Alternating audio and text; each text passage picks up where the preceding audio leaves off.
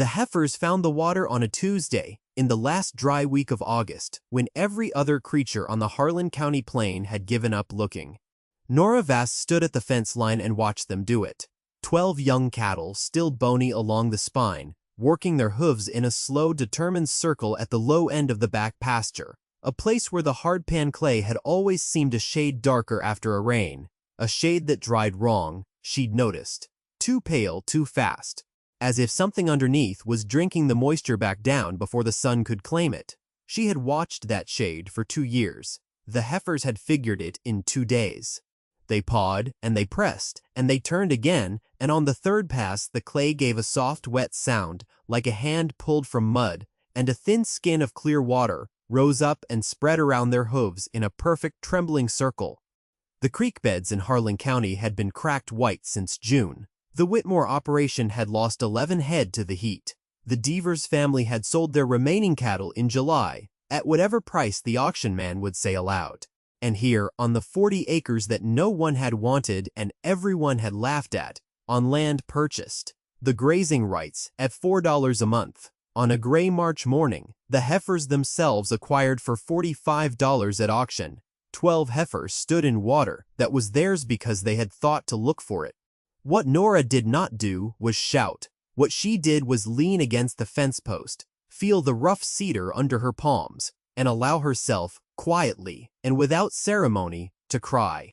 2 years and 5 months earlier, in the hard March of 1888, the county seat of Harlan had a firm and nearly unanimous opinion about Nora Vass, and that opinion was that she had lost her good sense in the same winter that took her father.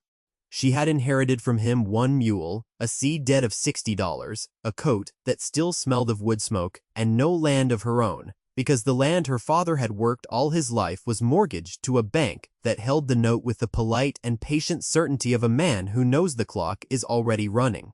There was a 6-month grace period on the debt, 6 months to find $60 she did not have, or to watch the banksman come with papers and a practiced sympathetic expression.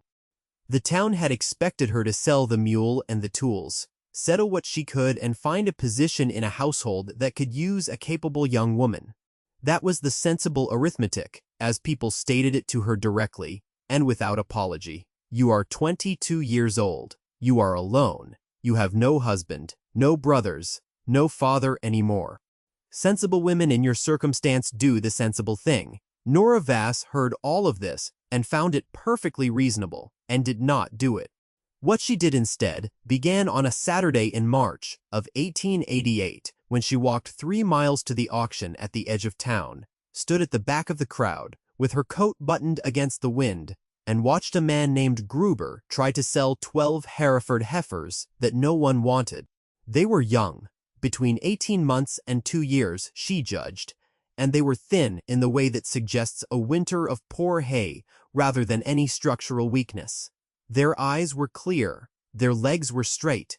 They moved with a dull patience that Nora read not as stupidity, but as preserved energy, the metabolism of animals that had learned to wait. Gruber started them at $4 a head and watched the crowd stand still. He dropped to $3.50, still nothing.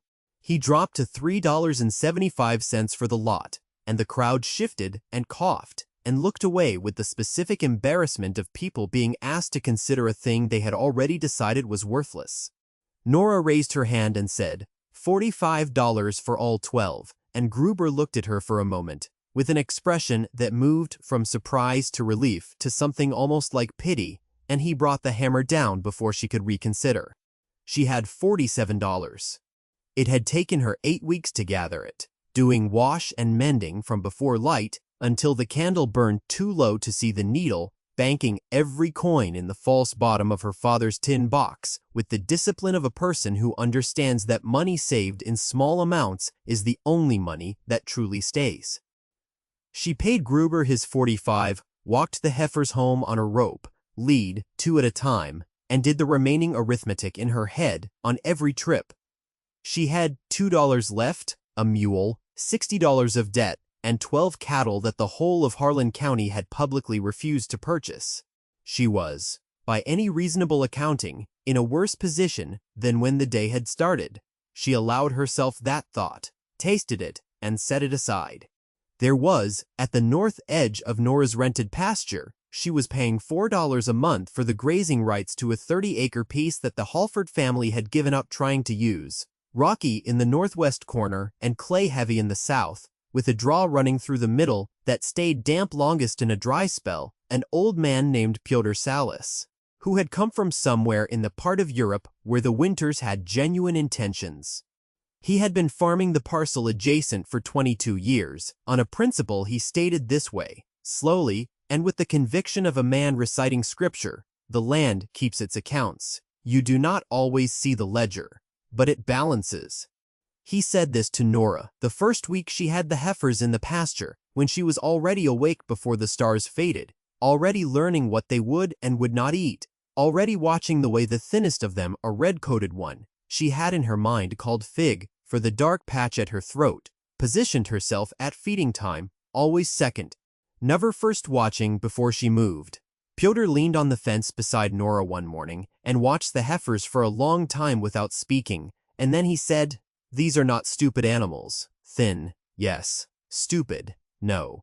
There is a difference, and most people have not the patience to tell it." He taught her things, in the months that followed, in the sideways, unannounced manner of people who considered direct instruction a form of condescension.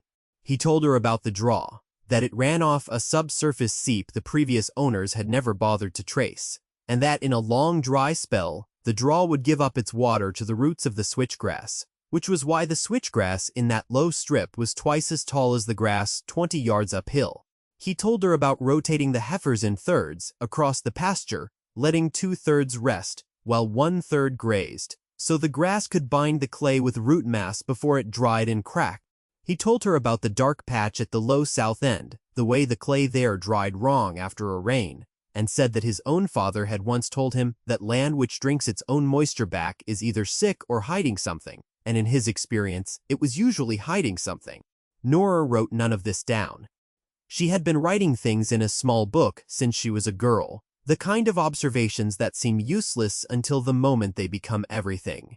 The way the heifers stood to indicate wind direction, the week's interval between the first good graze and the first sign of soil compaction, the rate at which the thinnest heifer Fig was gaining weight, measurable by the disappearance of the visible last rib, which Nora tracked with her hand every Sunday morning, a census of bones turning to flesh. By the end of April, Fig's last rib had vanished. By June, all 12 heifers were carrying weight that made them unrecognizable to anyone who had seen them in March, which was to say, everyone in Harlan County, though none of them had looked. The grass in the resting portions of the pasture had grown thick enough to mat underfoot. The draw stayed wet 2 weeks longer into the dry season than Nora had ever seen a draw stay wet, because the roots of the switchgrass left undisturbed during rotation had deepened into the seep and were pulling moisture up continuously, and the heifers, when they grazed the draw, were not overgrazing. They were harvesting the top third of the grass and leaving the root system intact. Nora Vass did not tell anyone any of this. She paid her rent on the pasture and kept her head down and let the town believe what the town believed, which was that she was a young woman in a difficult situation, making the best of a foolish purchase, and would eventually arrive at the sensible conclusion everyone had recommended in March.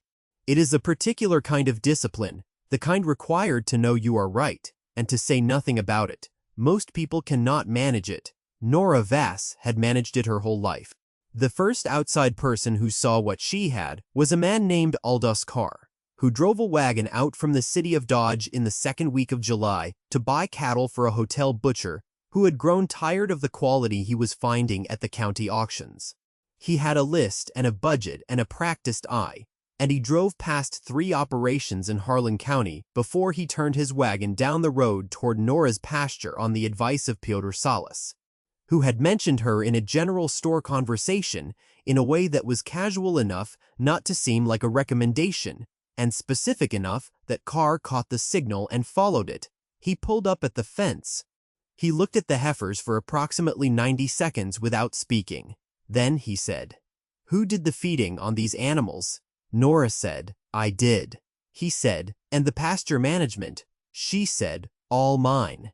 He looked at her in the way that men with lists and budgets sometimes look at women in pastures, as if recalculating an assumption that had seemed entirely reliable until 30 seconds ago, and then he got down from the wagon and walked the fence line and looked at the grass and at the draw and at the 12 heifers, who moved with the unhurried certainty of animals that have been well managed and know it. And he said, "I can take 6 at market price if you're willing. I'll be back through in October." She was willing. She told him a price that was fair and not a penny below fair, and he agreed to it without negotiating, which told her the price was, if anything, a little low. She made a note of that in the small book. The money from Althuskar's purchase paid the remaining seed debt and 3 months' pasture rent, and left enough to buy 2 tons of good hay laid in before August. She paid every cent of the $60 debt on a Friday morning and walked out of the bank past Gruber, who had sold her the heifers, and past Daniel Whitmore, whose family ran the largest cattle operation in the county. And she nodded at both of them in the way that contains no information whatsoever, and went home and wrote the number 0 in the small book under the word owed, and then sat with it for a moment in the particular silence of a person who has done an enormous thing and has no one to tell. She told the heifers. Figgy accepted this news by pressing her large forehead against Nora's shoulder in a manner that Nora chose to interpret as congratulations. What Nora did not yet know, in that first week of August, when the sky was a hard blue bowl and the creek beds were beginning to show their first white cracks, was that what came next was not a crisis for her operation. She did not know that yet. She felt the heat arriving with a weight that was different from ordinary August heat. She had read it in the cattle's behavior, in the way they were standing earlier in the morning to drink from the draw, in the way the switchgrass was silvering at the tips, and she had already moved to pull all 12 heifers off the south third of the pasture and concentrate them at the draw where the moisture was deepest, rotating them in pairs now instead of thirds, watching the water table in the draw with the close attention of a person who has been told by a patient old man at a fence that the land keeps its accounts. Pyotr came by at the end of the first week of August and looked at the draw and at the concentrated rotation and at the hay she had laid in under the lean-to, and he said nothing for a long moment. Then he said, "You have been listening to the land's language." She said she had been trying. He said, "It will be enough." He said it the way he said most things, quietly, without drama, with the certainty of a man who has seen enough seasons to know which preparations matter and which are theater. He looked at the dark patch at the low end of the south pasture, the clay that dried rawn, and he said, "I think before this summer is done, you will understand what is under there." He said it as if it were a fact he was simply reporting, and then he went back to his own property, and Nora went back to her rotation, and the drought tightened its grip on Harlan County like a slow fist. The Whitmore operation announced the loss of its first head on August the 8th. Daniel Whitmore had not rotated his pasture, had not laid in sufficient supplemental feed, and had not, though the information was available and freely shared by Pyotr Salas at every opportunity, paid any attention to the draw or the seep beneath it, and depart, because Daniel Whitmore was the kind of man who does not take advice from old immigrants or young women and had made this principle the consistent thread of his management decisions for 15 years. His creek ran dry on August the 14th. His wells went to silt on August the 19th. By August the 22nd, he had driven his remaining herd to a neighbor's pond that was itself running low, and what he needed, with a directness that could not be argued with, was water. He came to Nora's fence on the morning of the 23rd. He was a large man, and the heat had shrunk him some. He looked at the draw, which was still running, lower than it had been in July, but running, the seep feeding it from below, the rotated switchgrass roots drawing moisture up in the slow, continuous way of plants that have had months to deepen into their source. And he said, "I expect you'd consider a mutual arrangement, leasing some water access, it being a neighborly thing." Nora said she would consider it at $1.50 a head per week, which was fair, and she said it without any particular expression on her face. Whitmore said that seemed steep. Nora said it seemed like math. There was a silence, which Whitmore filled by looking at the draw and looking at his hands and looking at the sky. And then he said he would take it for 20 head and pay her end of month. She told him, beginning of week, and he agreed, because he had no other option, and they both understood that, and neither of them said so. It was not the price she could have asked. She had done the arithmetic, and she knew what the water was worth to him in the specific desperate conditions of that August, and she had deliberately set it well below that price. In the same way, she had set the price for Aldous Carr at fair and not predatory, because there is a difference between being right and choosing to be ruthless about it. And Nora Vass had never confused one for the other. The Devers family came 3 days later.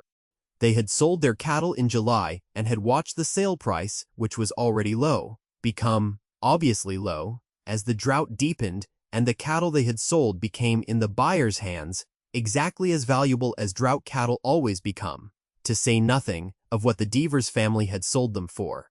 Emma Devers was 41, and her husband had a damaged knee from a fence accident in the spring, and they had 2 children, 7 and 11, and they came to the fence quietly, without the bluster of a Whitmore, and Emma said simply that they had a well going to silt, and did Nora have water she could spare? Nora said she could spare some. She said she could give them use of the draw's overflow channel, the lower end that drained past her south fence line, enough to water a kitchen garden and the house stock. She said she would charge nothing for it. Emma Devers looked at her for a moment with the specific expression of a person who has been surviving on the cold edge of pride and has just been handed something warm, and said she would bring eggs, and Nora said that would be fine.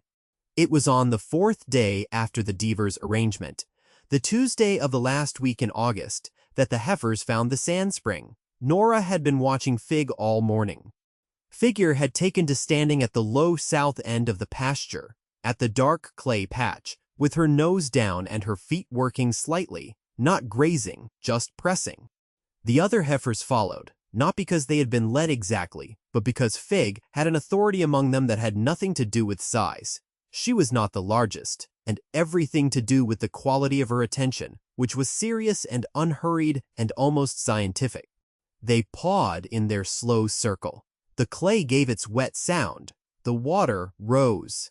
Nora stood at the fence and watched the water spread in the evening light, pale and clear and wide as a wagon wheel, and she understood, felt it in the way she had learned to feel the land's own communications over 2.5 years of living close to the ground and listening, that what the Heifers had found was a sand spring. A pressurized seep seated in a lens of sandstone beneath the clay, the kind of water source that does not dry in a drought because it draws from a table so deep that surface conditions cannot reach it, the kind of water that is there always, waiting, and that nobody finds unless they are willing to believe the land when it says something is hidden under the ordinary. She fetched Pyotr. He came and stood beside her at the fence in the late afternoon light and watched the water and watched the Heifers standing in it, and he was quiet for a long time. Then he said, "My father used to say, the land keeps its accounts." And he told Nora what he had told her 2 years ago at the beginning, almost word for word. And this time it's settled differently. The way a thing you have heard and a thing you have lived are the same words and 2 completely different truths. She said, "How deep do you think it goes?" He said, "Deep enough. You will not go thirsty in this county again." What happened in Harlan County in the weeks following the discovery of the sand spring was the kind of thing that spreads the way water spreads, quietly at first, and then in every direction at once. Whitmore's hands saw the spring when they came to water his leased cattle in the draw, and told Whitmore, and Whitmore came to the fence again with a different expression than the first visit, less bluster, and more something that was working hard to look like ordinary friendliness and was actually discomfort, which is what envy looks like when it has been properly beaten by the facts. He asked Nora whether she had known it was there. She said she had known something was there. He asked how. She said she had been watching the clay dry. He did not have an answer for this because the truth of it, the idea that 2 years of patient daily attention to the behavior of clay was a form of knowledge, serious, earned, reliable knowledge, was genuinely outside the architecture of his thinking, and he was not a dishonest enough man to pretend otherwise. even if he was not a humble enough man to say so directly. He looked at the spring for a while and went home. The town's attitude toward Nora Voss shifted in the way that town attitudes always shift, not all at once, and not with any formal announcement, but through the accumulation of small adjustments in how people looked at her when she came into the dry goods store, in whether they made room for her at the counter, in whether Gruber, who had sold her the 12 heifers for $45 in March of 1888, now crossed the street to greet her, or allowed her to cross the street to greet him. He now crossed. He did it with the exaggerated heartiness of a man who would prefer to forget the public record of his predictions, and Nora received this heartiness with a steady politeness that gave him no opening to revise the record verbally, which was, she had found, the most efficient form of reply.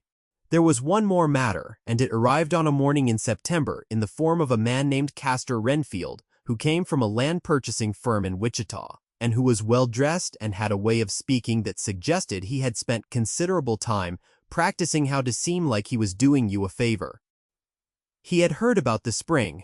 He had, he said, a very serious interest in assisting Nora in securing the full value of her property, given that she was, and here he paused, with the practiced compassion of a man about to use your vulnerability as a lever, alone in managing a property that had become rather more significant than it perhaps appeared when she first acquired it, and that there were considerable legal and financial complexities in formalizing the mineral and water rights, complexities that a woman in her position might find quite burdensome to navigate.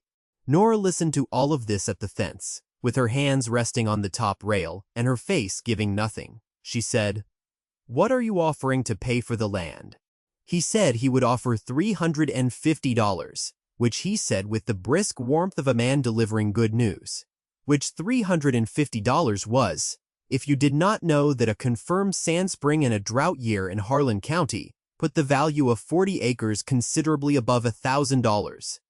Having spent an evening with Piotr, working through comparable water right valuations from the county records he had accumulated over his 22 years of careful local reading, she said $350 was a very interesting number. He said he thought she would find it generous. She said she thought he would find the door to her property closed, and she said it without heat, the way you state a fact about a door. And Renfield's smooth warmth cooled several degrees, and he said he hoped she understood the complexity of managing a water claim alone, and she said she had some experience with complexity and was not unduly concerned. And he left.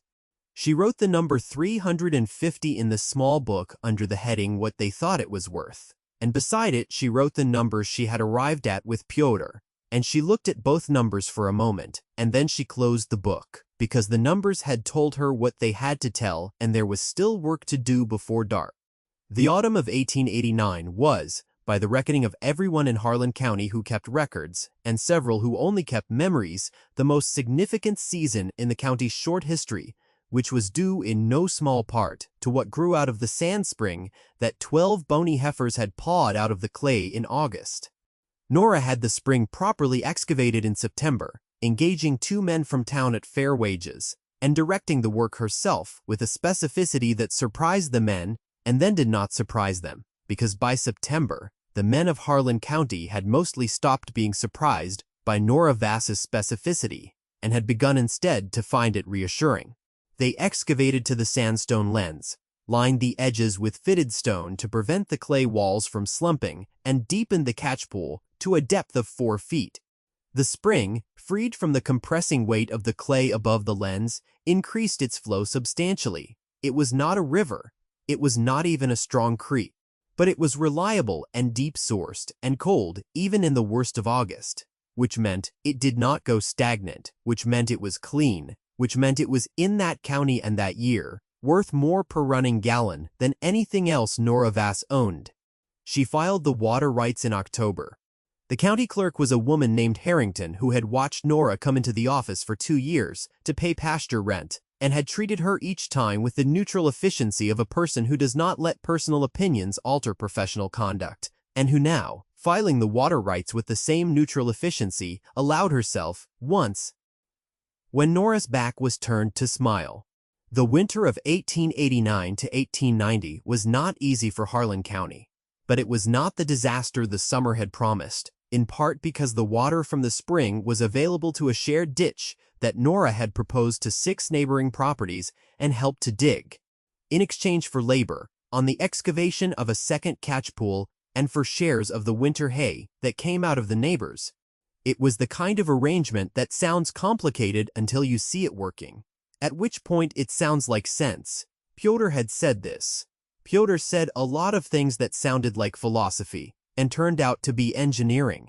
The child who attached himself to the spring and to Nora's operation that winter was Emma Devers's older boy, whose name was Cal and who was 11 and had the observational patience of someone twice his age and half the impatience, and who spent his after-school hours at the spring doing what he had apparently decided was his job, which was naming things. He had named all 12 heifers by December. Fig had already been named, he told Nora, but he accepted that and named the other 11, and had named the spring itself, which he called the Tuesday Spring, with a seriousness that Nora found she could not argue with, since it was a Tuesday, and the name had the ring of something that would last. He kept account of the daily flow in a notebook that was slightly larger than Nora's small book and considerably less neat, and he reported the numbers to her each Friday with the gravity of a person delivering congressional testimony, and she received them with matching gravity, peace on. Because the numbers mattered, and because people who count things deserve to be taken seriously.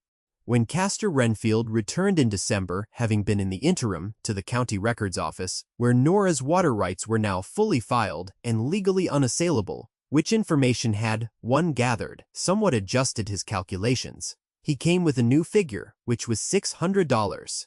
Still well below what the rights were worth, but considerably less insulting than the first visit. And this time he had brought a partner from the land firm who was quieter and more carefully dressed, and who looked at the spring and at the lined stone, and at Cal's notebook and at Nora's face, and who seemed, unlike Renfield, to understand that this was not a negotiation he was going to win. Nora said she was not selling. Renfield said, surely, at some price. She said no particular price, and she said it the same way she had closed the first conversation, as a statement about a fact, not a position to be argued with.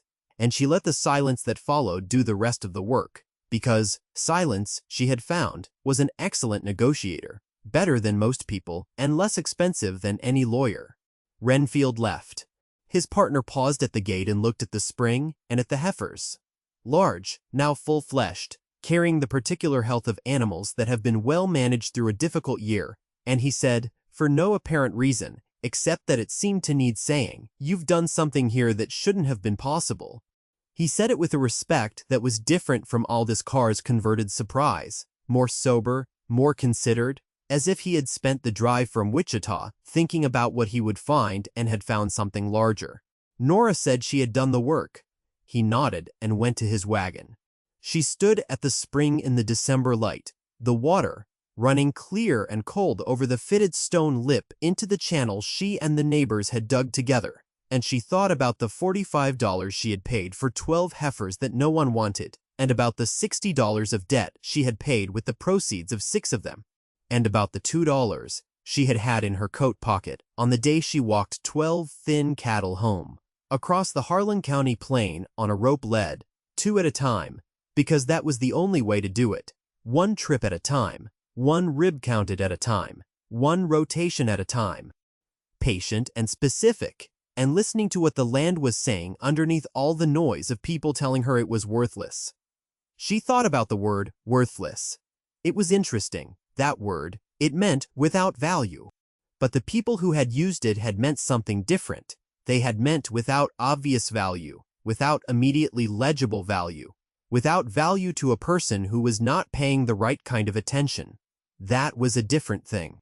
That was in fact almost the opposite thing. Figure came and pressed her forehead against Nora's shoulder in the gathering dusk.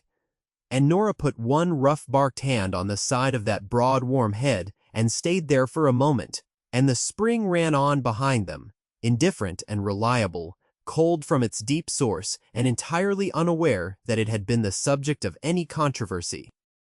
Because springs do not concern themselves with what anyone thought was possible. The land keeps its accounts. It does not always show you the ledger, but it balances. In the spring of 1890, Nora Vass bought the 40 acres outright. The Halford family sold it to her for $220, which was a fair price for unimproved grazing land. The spring having been discovered after she had already been the working tenant for 2 years, with water rights filed in her name. So, the sale price reflected the land's recorded, unencumbered value, a circumstance that Nora had not manufactured and did not regret, since she had been paying rent on that pasture for 2 years, and had done every piece of work on it herself, and had, in the strict legal sense, acquired all the relevant information through her own observation and labor. She paid the $220 in full on a March morning, in cash, from the proceeds of a winter's worth of water rights licensing to the shared ditch and the second sale of 6 heifers to Aldous Carr, who had returned in October as promised, and who had looked at the heifers and looked at Nora, and raised the price himself before she could name one, which she had noted in the small book, as data. The 12 heifers, the original 12, for she had not sold Figure or 3 others she had, against any reasonable accounting, grown attached to, were now full-grown and healthy in a way that drew comment even from people who had been very certain in March of 1888 that $45 was money thrown into a dry well. They were large and calm, and moved through the pasture with the unhurried authority of animals that have never been asked to panic, that have been fed and rotated and handled with patience for 2 years, and that live on a piece of land with a confirmed sand spring that has not, in the worst drought in recent memory, gone down by so much as an inch. Gal Devers, who was 12 in the spring of 1890 and had appointed himself the Tuesday Spring's unofficial historian and hydrologist, reported a daily average flow of 11 gallons per hour in the spring thaw, and 7 in the peak dry months of summer, which numbers Nora entered into the county water registry with a specificity that the registrar complimented, somewhat reluctantly, as the most thorough private water documentation he had received in his years of keeping the office. She hired Cal that summer for a fair wage, paid weekly, to continue the count and to help manage the ditch rotation for the 6 neighboring properties. He took the work with the seriousness it deserved and the delight that belongs properly to a 12-year-old, who has been given real responsibility and a notebook and the trust of someone he admires, and he named 3 more things that summer: the second catch pool, the Wednesday pool, for reasons he declined to explain, but which Nora suspected were purely aesthetic, the largest of the heifers, Parliament, because she stood in the center of every group with a legislative authority, and the narrow path along the ditch that the neighbors used to check the flow each morning, simply the road, with a dignity that discouraged elaboration. Gruber came in August of 1890, 2 years and 4 months after the auction, where he had brought his hammer down on $45 for 12 cattle that no one wanted, and he came with his hat in his hands and a request for water access for a small kitchen garden his wife had planted on their edge lot, which did not have easy access to the shared ditch. Nora said, yes, he could tap the lower end of the ditch for kitchen garden use, no charge. He said he appreciated it. There was a pause in which he seemed to be working towards something further, and Nora waited without helping him get there. And eventually he said, I expect I misjudged those heifers in March. Nora said she expected he had. He put his hat back on and went home, and that was the fullest apology the situation was ever going to produce, and Nora found it, on reflection, sufficient. There is a thing that happens when a person proves a town wrong slowly, over time, through accumulation rather than confrontation. The town does not so much change its mind as discover that it holds a new opinion it cannot quite remember forming. The people of Harlan County arrived, by the autumn of 1890, at a collective understanding of Nora Vass that bore no resemblance to the understanding they had held in March of 1888, and they held this new understanding with the same confidence with which they had held the old one, and perhaps the most forgivable. She was, by their accounting now, a capable and canny young woman, who had seen something in a piece of land that others had missed, who had worked it with uncommon sense and patience, who had been generous in a drought when she could have been otherwise, and who had built something solid from what had been nothing. All of this was true, They had reached it 2.5 years late, and by a route that required considerable inconvenience, but they had reached it, and the town's door was, if not thrown open, at least reliably unlocked. On the last evening of October in 1890, Nora sat at the fence of her own 40 acres, her own, deeded and filed, and entirely hers, and she listened to the spring running in the dark, which it did with a sound like a quiet conversation between the deep earth and the surface, steady and private, indifferent to seasons. The heifers were settled in the pasture, dark shapes against the darker grass. Figure was nearest the fence, as she always was, positioned as she had always been positioned even as a thin 18-month heifer in a bad March, second, never first, watching before she moved, with the economy of a creature that understood the difference between patience and passivity, and had, it seemed, decided on patience. Pyotr came down the fence line in the last of the light. He did not say anything for a while. He looked at the spring, and at the pasture, and at the heifers, and at Nora, and then he said what he had said at the beginning, the thing that had seemed like philosophy, and turned out to be engineering, and turned out also, underneath that, to be true, in the way that a few things are simply true. The land keeps its accounts, he said. You do not always see the ledger. But it balances. Nora said, yes, it does. The spring ran on in the dark. The heifers stood in the good grass. And the 40 acres that no one had wanted, that had cost $45, and a winter of saved coins, and 2 years of rising before the light, that had been called worthless by everyone who had not looked at it closely enough and long enough to see what was hidden in the clay. That land was full of water that the drought had never beaten and never would, because some sources run deeper than any season can reach.